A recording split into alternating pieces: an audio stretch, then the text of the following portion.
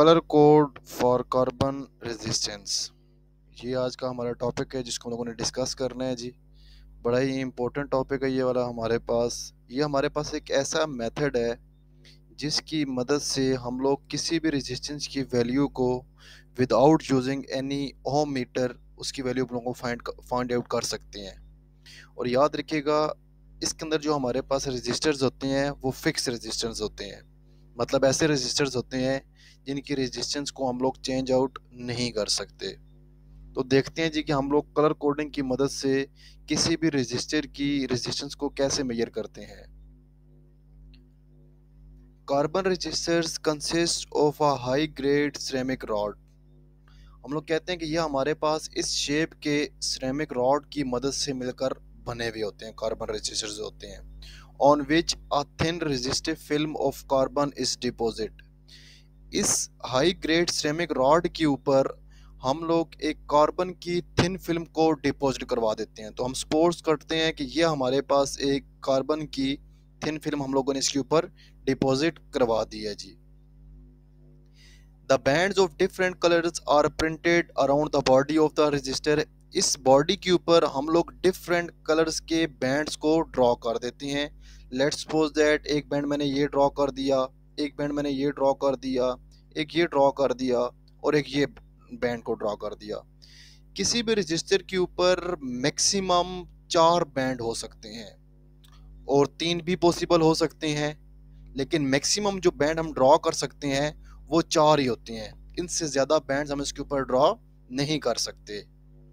The colour of these bands give the numerical value of resistance.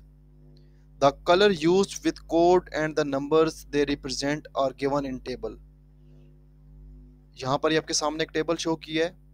इस different colours के जो band यहाँ पर बने हुए हैं ये डिफरेंट न्यूमेरिकल वैल्यूज को रिप्रेजेंट कर रहे होते हैं।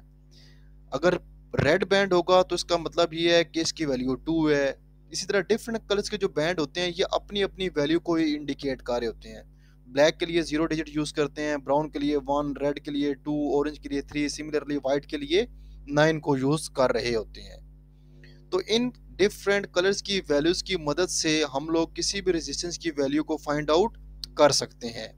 आइए देखते हैं कि हम लोग कैसे वैल्यू को फाइंड आउट करते हैं। आपको पहले बता चुका हूं कि जो कलर कोड जो होता है वो ज्यादातर 4 बॉन्ड्स की मदद से मिलकर बनता है। इन बॉन्ड्स की रीडिंग जब हम स्टार्ट करते हैं तो याद रखिएगा हमेशा मूव करते हैं फ्रॉम लेफ्ट टू राइट। आप सपोज करें कि आप लोगों के पास इस तरह का एक रेजिस्टर है और आपको ये टारगेट दिया गया है कि आपने इसकी रेजिस्टेंस की वैल्यू को फाइंड आउट करना है। तो वैल्यू को फाइंड आउट करने के लिए सबसे पहले तो हमें ये पता होना चाहिए कि इन बैंड्स का मतलब क्या है। तो याद रखिएगा यहाँ पर जो फर्स्ट बैंड है वो इंडिकेट करता है first digit in the numerical value of the resistance. हमेशा लेफ्ट टू राइट मूव करना है, तो जो फर्स्ट बैंड फिर हमारे पास यहाँ पर होगा वो रेड होगा। रेड बैंड जो है वो फर्स्ट डिजिट को इंडिकेट कर रहा होगा। Similarly the second band give the second digit of the numerical value. Second band जो है वो सेकंड डिजिट को रिप्रेजेंट कर रहा होगा।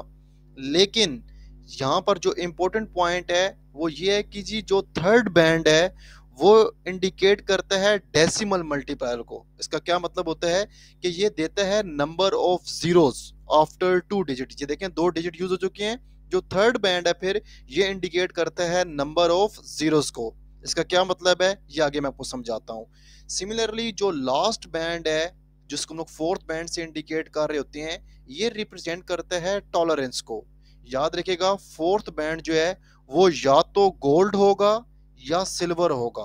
अगर गोल्ड हो तो हम ये कहते हैं कि इसकी टॉलरेंस 5% है, और अगर यहाँ पर सिल्वर हो तो फिर इसकी जो टॉलरेंस है वो 10% होती है।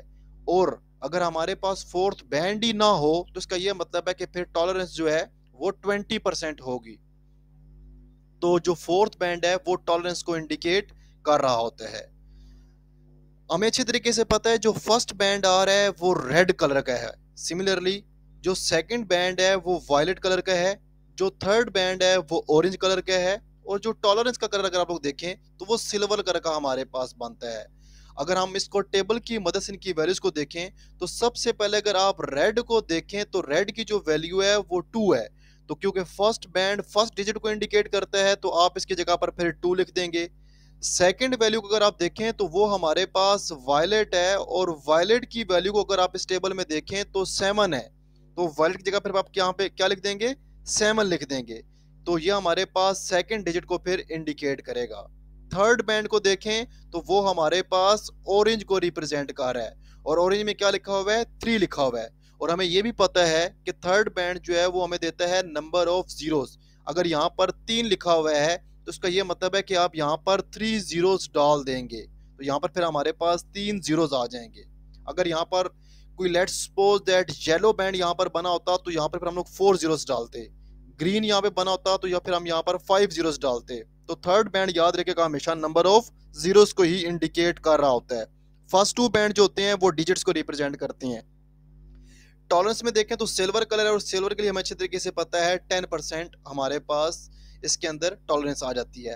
अब इन सारी वैल्यूज को अगर आप लोग कंबाइन लिखेंगे तो आप लिखेंगे 27000 प्लस माइनस 10%। तो ये हमारे पास इस रजिस्टर की रेजिस्टेंस निकल आएगी। प्लस माइनस 10% का क्या मतलब है, इसका यह मतलब होता है कि ये जो वैल्यू है इस वैल्यू का 10% आप फाइंड करें तो वो भी पॉसिबल है, और इसका 10% फाइंड करके इसमें ऐड करें या सब्ट्रैक्ट करें तो ये दोनों पॉसिबिलिटीज हमारे पास इसके अंदर एग्जिस्ट कर रही होती हैं। इसका मीनिंग मैं आप लोगों को आगे जाकर समझाता हूँ। तो दोबारा फिर देख लें, फर्स्ट बैंड जो है फर्स्ट डिजिट को इंडिकेट कर रहा है, सेकंड बैंड जो है वो सेकंड डिजिट को रिप्रेजेंट कर रहा है, जो थर्ड बैंड है वो नंबर ऑफ जीरोस को रिप्रेजेंट कर रहा है, और जो फोर्थ बैंड है वो टॉलरेंस को रिप्रेजेंट कर रहा होता है जी। टॉलरेंस का वर्ड देखें तो टॉलरेंस का मतलब होता है possible variation in the value of resistance from the marked value. जो वैल्यू आप लोग मार्क कर लेते हो उसके अंदर जो पॉसिबल वेरिएशन है जो हो सकती है वो हमारे पास टॉलरेंस है। मतलब जो वैल्यू आपने फाइंड की है लाजमी नहीं है कि वो 100% ठीक हो, उसमें कुछ पॉजिटिव कुछ प्लस कुछ नेगेटिव हो सकता है। तो ये जो कुछ प्लस या नेगेटिव हो रहा है इसी को हम लोग टॉलरेंस से रिप्रेजेंट कर रहे होते हैं। अगर गोल्ड होगा तो पहले बता चुका हूं इसके लिए टॉलरेंस कितनी होगी जी, 5%। अगर सिल्वर बैंड लास्ट होगा तो उसके लिए कितनी होगी, 10% होगी। और अगर टॉलरेंस बैंड मिसिंग है मतलब लास्ट बैंडिंग नहीं है, टोटल 3 बैंड्स हैं, तो फिर टॉलरेंस कितनी हो जाती है हमारे पास जी, 20% हो जाती है। आप सपोज करें एक रजिस्टर है उसकी आपने वैल्यू फाइंड किया तो 1000 आर हमारे पास आई है, 1000 ओहम के इक्वल आई है, ठीक है जी, जिसकी टॉलरेंस कितनी आती है, 10% है। तो इसका क्या मतलब होगा कि इस रेजिस्टेंस की जो वैल्यू है फिर इस 1000 का अगर आप 10% फाइंड करते हैं तो आप लोगों के पास 100 आता है। तो 100 को इसके अंदर आप लोग ऐड कर दें तो 1100 बन जाएगा, 100 को इसमें से माइनस कर दें तो 900 बन जाएगा। तो इसका ये मतलब है कि जो आपकी एक्चुअल वैल्यू होगी फिर वो 900 से 1100 के दरमियान होती है जी। तो यही चीज हमारे पास टॉलरेंस को रिप्रेजेंट कर रही होती है। होप सो दैट आप लोगों को ये टॉपिक समझ आ चुका होगा जी। अगर टॉपिक समझ आ गया है तो आप इस चैनल को सब्सक्राइब करें, लाइक करें और शेयर करें।